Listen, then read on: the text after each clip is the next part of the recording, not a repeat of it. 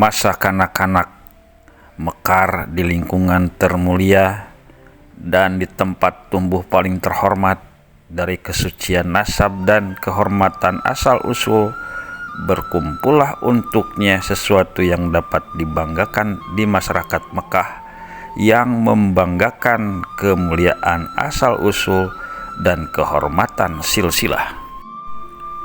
Perkenalkan, dia adalah bunga Quraisy yang memiliki kematangan, putri tokoh Bani Juhroh yang paling tinggi nasab dan kemuliaannya. Dia terus-menerus berada di kamar pingitannya, terhalang untuk mata, terjaga dari melakukan kesia-siaan, hingga para perawi hampir tidak mampu menerangkan ciri-ciri khususnya untuk menggambarkannya ketika ia masih dalam masa kanak-kanaknya yang terjaga.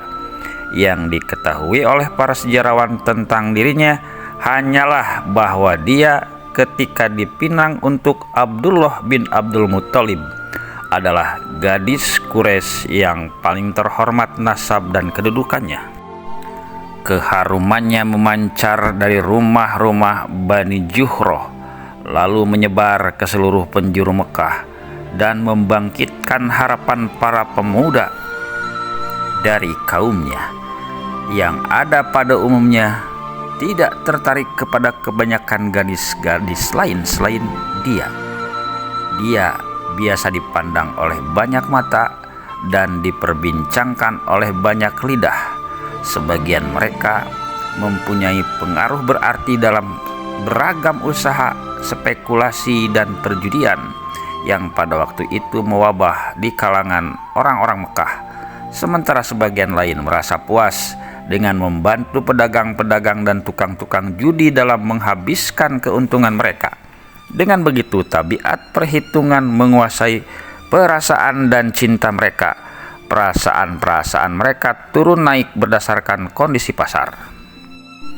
Aminah pada masa kanak-kanak dan remajanya sudah mengenal saudara sepupu dari pihak bapak, yakni Abdullah bin Abdul Muthalib, seperti halnya para anak-anak perempuan lain yang sebayanya mengenal juga anak lelaki dari keluarga-keluarga Quraisy.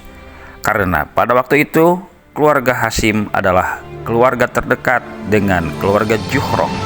Keduanya disatukan oleh cinta yang sudah lama, yang tali temali tidak terputus sejak zaman dua saudara kandung Qusay dan Juhroh.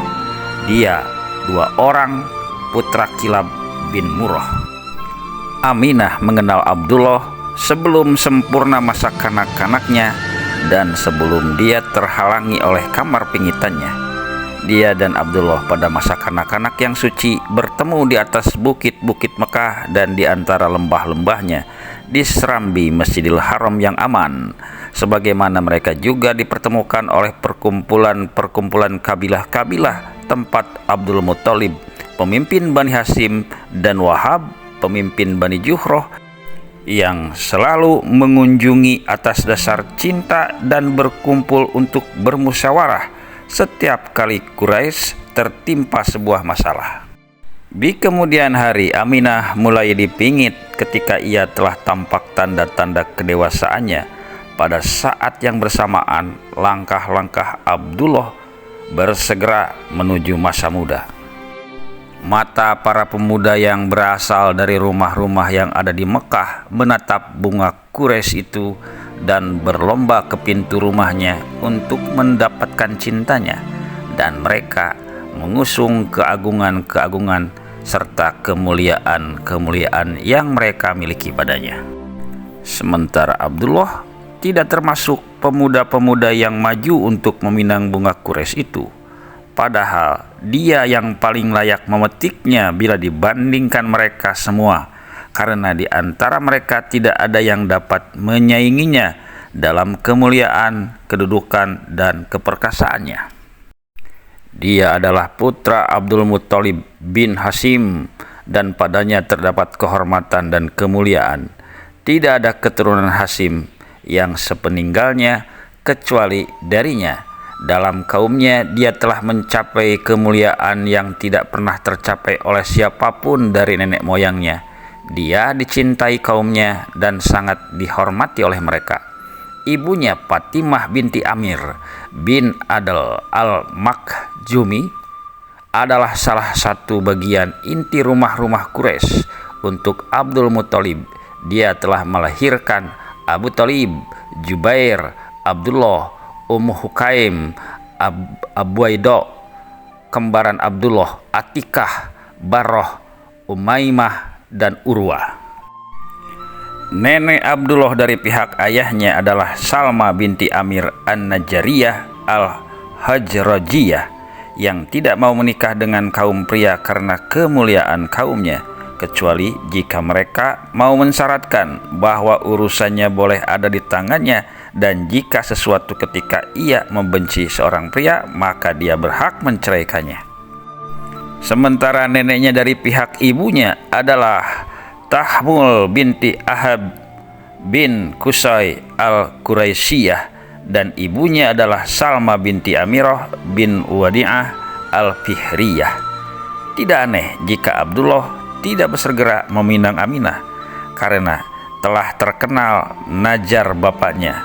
Dia pasti akan menyembelih salah satu anak laki-lakinya untuk Allah di dekat Ka'bah. Ceritanya bermula ketika Abdul Muthalib telah memegang kekuasaan Mekah dan ia menguasai Sikoyah, yang merupakan salah satu kehormatan tugas di tanah haram. Dia berpikir panjang tentang kerepotan yang dialami orang-orang yang sedang menunaikan ibadah haji karena kesulitan air. Dia teringat sumur Jam-Jam yang telah menyelamatkan kakeknya Ismail dari kematian dan menarik kapilah-kapilah untuk singgah ke Mekah dengan mengikuti bekas-bekas tapak-tapak kaki gembala. Dan dia teringat apa yang telah dinukil dari orang-orang tua dan nenek moyang yang memperbincangkan oleh tukang-tukang cerita di tempat-tempat perkumpulan di malam hari dan di majelis-majelis mereka, tentang cerita Jurhum dan penguburan Jam-Jam oleh mereka ketika mereka dipaksa keluar dari Mekah. Dia akan sangat senang jika Allah memberikan taufik untuk menemukan sumur penuh berkah yang tertimbun. Dalam mimpinya, dia bermimpi suatu yang menggembirakan, yaitu akan terwujudnya harapan dan memberi ilham agar dia menggali di tempat yang sebenarnya di kawasan Tanah Haram. Ibnu Ishaq meriwayatkan dari orang yang mendengar Ali bin Abi Thalib ketika ia sedang bercerita tentang kakeknya dan Jam-Jam. Abdul Muthalib berkata, "Aku sedang tidur di hijri Ismail. Tatkala aku didatangi seseorang, lalu dia berkata, 'Galilah Jam-Jam, karena jika engkau menggalinya, engkau tidak akan menyesal. Dia adalah warisan dari kakekmu termulia. Ia tidak akan habis untuk selamanya dan engkau tidak akan dicaci. Engkau akan memberi minum orang-orang yang haji dalam jumlah yang besar, laksana sekawanan burung unta yang belum tercerai-berai.'" Maka keesokan paginya Abdul Muthalib pergi dengan cangkulnya bersama anak laki-lakinya Al-Haris. Pada saat itu dia tidak memiliki anak lain selain dia, sehingga ketika dia berniat menggali di antara dua berhala, yakni Usab dan Nailah, orang-orang Quraisy maju menghalanginya dengan mengatakan, "Demi Tuhan, kami tidak akan membiarkanmu menggali di antara dua berhala yang menjadi tempat kami menyembelih." Lalu Abdul Muthalib menoleh anaknya Al-Haris dan berkata, "Lindungilah aku sehingga aku bisa menggali. Demi Allah, aku akan tetap melaksanakan apa yang diperintahkan kepadaku." Sementara itu orang-orang Quraisy semakin bersemangat untuk menghalangi dan mencegahnya karena Abdul Muthalib hanya dibantu seorang anak. Tetapi Abdul Muthalib tetap bersikeras meneruskan penggalian. Dan ketika tampak kepadanya batuan yang di bawahnya tertutup sumur itu, ia mengangkatnya dan bertakbir. Orang-orang Quraisy pun mengetahui bahwa Abdul Muthalib telah mendapatkan keinginannya. Kemudian mereka bangkit dan berkata, "Wahai Abdul Muthalib, sumur itu adalah sumur bapak kita Ismail dan kami punya hak untuk memilikinya. maka ikut sertakan kami untuk memilikinya bersamamu." Dia menjawab, "No, tidak. Aku tidak akan menuruti keinginan kalian, karena ini adalah sesuatu yang dikhususkan untukku, bukan untuk kalian. Dan sumur ini diberikan hanya untukku, bukan untuk kalian." Mereka berkata, "Berbuat adillah kepada kami, wahai Muthalib. Kami tidak akan meninggalkanmu hingga kami mendapatkan hak kami." Dia menjawab, "Tidak. Tetapi marilah kita ikuti jalan keluar yang ada di antara aku dan kalian. Untuk masalah sumur ini, kita mengundi dengan beberapa anak panah. Aku jadikan 2 anak panah untuk Ka'bah, 2 untukku, dan 2 untuk kalian. Barang siapa kedua anak panahnya keluar untuknya dengan sesuatu, maka sesuatu itu untuknya. Dan barang siapa kedua anak panahnya itu tidak keluar, maka dia tidak berhak mendapatkan sesuatu itu." Maka dikumpulkanlah beberapa anak panah. Maka kedua anak panah Ka'bah untuk emas, kedua anak panah Abdul Muthalib untuk pedang dan baju besi keluar, dan kedua anak panah Quraisy sama sekali tidak keluar. Di hari itulah nazar Abdul Muthalib terucapkan. Ceritanya bahwa Abdul Muthalib ketika sedang sibuk menggali sumur, dan dia tidak memiliki seorang anak pun selain anaknya Al-Haris, serta-merta dia telah melalui beragam penderitaan karena orang-orang Quraisy, maka pada hari itu ia bernadar bahwa jika ia mempunyai 10 anak laki-laki, kemudian mereka dibawa tiba bersamanya di tempat orang-orang Quraisy yang menghalanginya, ia akan menyembelih salah seorang dari mereka di sisi Ka'bah. Ketika genap jumlah anaknya menjadi 10 orang, dan Abdullah adalah saudara paling bungsu, Abdul Muthalib menunggu hingga ketika dia mengetahui bahwa mereka tiba di tempat orang-orang Quraisy yang menghalang-halanginya tempo hari. Dia menyuruh mereka memenuhi janji kepada Allah dengan menunaikan nazarnya, maka mereka pun mengiyakan dan mentaatinya.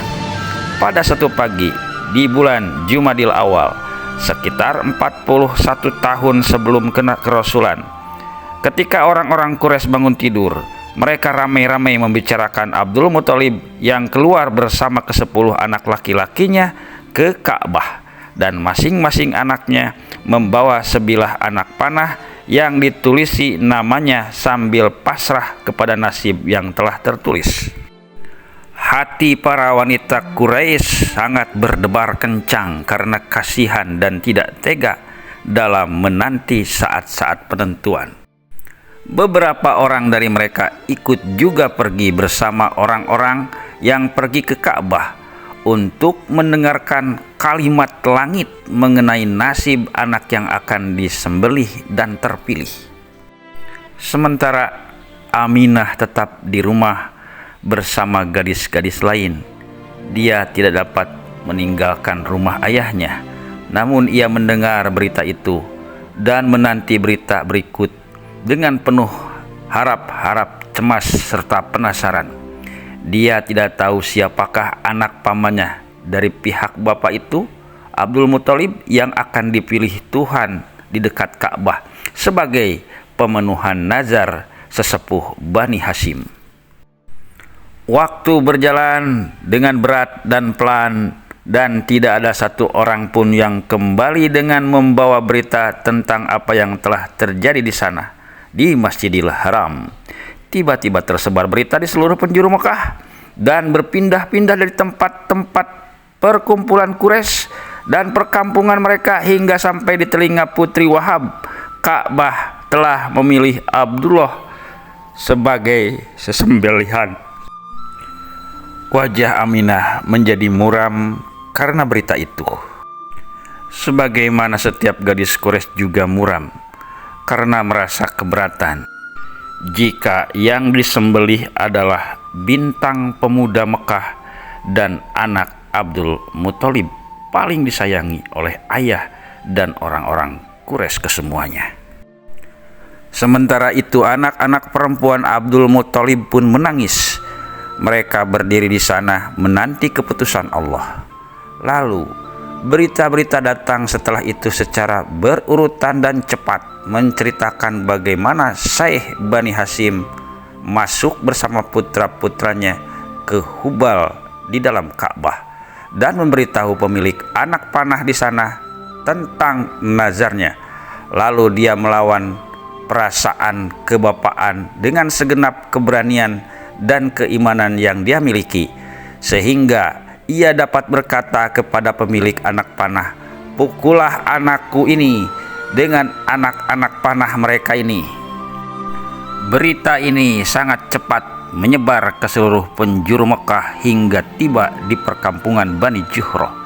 Lalu pembawa berita itu diam, sayu dan senyap, penuh duka meliputi seluruh cakrawala, serta membekulah seluruh mata hingga tidak mampu meneteskan setetes air mata.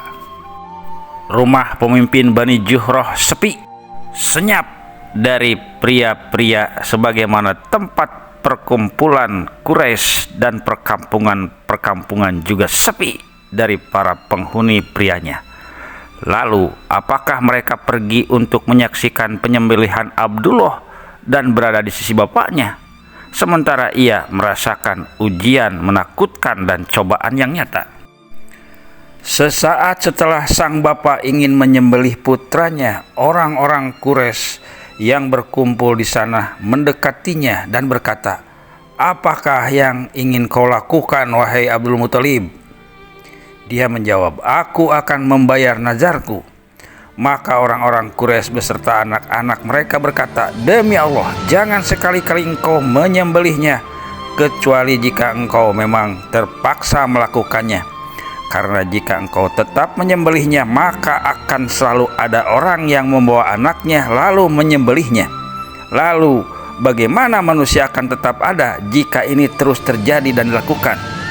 Sejurus kemudian Mughirah bin Abdullah Al-Mahjumi, dia adalah termasuk keluarga Fatimah binti Amr Al-Mahjumi, sang ibunda Abdullah, Jubair, dan Abu Thalib, melompat dan memegang dengan tangan Abdul Muthalib sudah seraya berteriak, "Demi Tuhan, jangan sekali-kali engkau menyembelihnya, kecuali engkau benar-benar terpaksa menyembelihnya.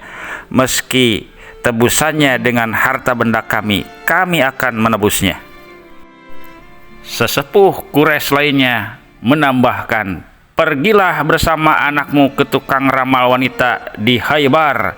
Dia mempunyai khodam. Tanyalah kepadanya, jika dia memerintahkanmu menyembelihnya, maka engkau harus menyembelihnya. Dan jika dia memerintahkanmu dengan sesuatu perintah yang mengandung kebaikan untukmu dan untuknya, engkau harus menerimanya."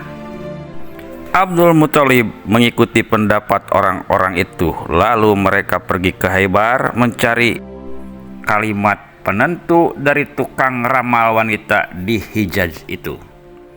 Mereka berangkat dan meninggalkan di belakang mereka hati-hati yang cemas, mata-mata yang tidak dapat tidur, lambung-lambung yang dengannya tempat-tempat tidur menjadi kosong, dan lisan-lisan yang berdoa di tengah malam tidak berhenti berdoa kepada Allah untuk calon syahid yang penyabar Abdullah, bintang pemuda dari Bani Hasyim. Kepergian mereka itu memakan sekitar 20 hari, yang melangkah dengan pelan dan berjalan dengan tertatih-tatih, seolah ia menarik beban yang terdiri dari besi-besi keras. Tempat-tempat perkumpulan Quraisy dan tempat-tempat begadang mereka pada rentang waktu itu sepi, tak berpenghuni. Rumah mereka ditutup oleh kabut kegelisahan, kedukaan, dan penantian. Seluruh mata dan hati tertuju ke badan jalan yang membujur dari arah utara, menanti kedatangan rombongan bepergian itu. Telinga-telinga dipasang, siapa tahu sang telinga bisa mendengar berita baik tentang nasib pemuda tercinta itu. Kehidupan berhenti dan hampir berhenti, dalam rentang 20 hari itu, karena telah pergi dari Mekah sesepuhnya, pemudanya, bersama mereka ikut pula para pemimpin Quraisy dan bintang-bintangnya yang bercahaya. Budak-budak pria dan budak-budak wanita berkeliling di rumah-rumah dan di jalan-jalan yang dilalui kafilah-kafilah untuk mencari seorang utusan dari Khaybar yang mengetahui sesuatu tentang berita rombongan yang bepergian itu. Malam pun ikut menyaksikan bahwa beberapa wanita-wanita terhormat menyelinap di perkampungan-perkampungan berhijab dengan tutup dari kegelapan, dan apabila tiba di haram, mereka bergelantungan di Ka'bah, berdoa dan mengibah. Setelah itu mereka pergi ke tempat sa'i antara Safa dan Marwah, berdoa kepada Allah untuk mengabulkan doa mereka sebagaimana Dia telah mengabulkan doa Hajar di tempat ini, dan agar Dia menyelamatkan Abdullah sebagaimana Dia telah menyelamatkan kakeknya Ismail. Di cakrawala sebelah utara tampak awan yang berasal dari debu yang berterbangan, yang memberikan isyarat, memberitakan satu kafilah yang berjalan ke arah Mekah. Budak-budak laki-laki naik ke puncak-puncak bukit dan gunung, mencoba mencari tahu tentang kafilah. Ternyata rombongan itu masuk Mekah dengan tergesa-gesa menuju Serambi Haram. Di sana mereka semua berjalan kaki dan diam berdiri sambil berdoa. Pada saat yang sama, utusan-utusan mereka menyebar ke perkampungan-perkampungan Quraisy, mengumpulkan unta dan menggiringnya ke Baitul Atiq. Seorang budak laki-laki dari Bani Juhroh bercerita kepada para tuan-tuan wanita di rumah-rumah Quraisy tentang berita tukang ramal wanita dan nazar yang tersebar dan tersiar di tanah haram. Para sejarawan bercerita bahwa segolongan orang pergi hingga bertemu tukang ramal wanita itu di Khaybar. Lalu Abdul Muthalib menceritakan apa yang menimpanya dan menimpa anaknya Abdullah, dan keinginannya menyembelih untuk membayar nazarnya. Tukang ramal wanita itu berkata, "Sekarang pergilah kalian hingga aku didatangi khodamku dan aku akan menanyainya." Setelah mereka meninggalkan wanita itu, Abdul Muthalib beribadah semalam suntuk untuk memohon kepada Tuhannya. Kemudian pada pagi harinya mereka menemuinya dan ia berkata kepada mereka, "Aku telah mendapatkan berita. Berapa diat di kaum kalian?" Mereka menjawab, 10 unta. Dia berkata, "Pulanglah ke negeri kalian dan kurbankanlah anak kalian yang akan disembelih ini dan 10 ekor unta. Kemudian pukulkanlah anak-anak panah kepada unta-unta itu dan kepadanya. Jika yang keluar nama anak kalian, maka tambahkanlah 10 unta lagi dan tambahkan lagi hingga Tuhan kalian ridho. Tetapi jika yang keluar adalah nama unta-unta itu, maka sembelihlah ia sebagai tebusan karena Tuhan kalian telah ridho dan anak-anak kalian telah terselamatkan." Selang beberapa lama setelah itu terdengar suara ramai yang semakin keras, semakin mendekat. Orang-orang mencoba melihat suara-suara itu. Ternyata itu adalah rombongan yang terdiri atas para pembesar Bani Hashim dan Quraisy dipimpin oleh Abdul Muthalib. Di sebelah kanan Abdul Muthalib, Abdullah. Mereka berjalan mendekat ke rumah pemimpin Juhroh. Dengan demikian pemuda Hashim telah selamat. Alangkah luasnya rahmat-Mu ya Allah, oh Tuhanku. Dan sebenarnya Aminah sangat ingin menemui ayahnya untuk bertanya tentang proses penyelamatan itu. Andai saja ia tidak dikagetkan oleh ayahnya sendiri yang berdiri di pintu rumah mengucapkan selamat datang kepada utusan-utusan yang mulia.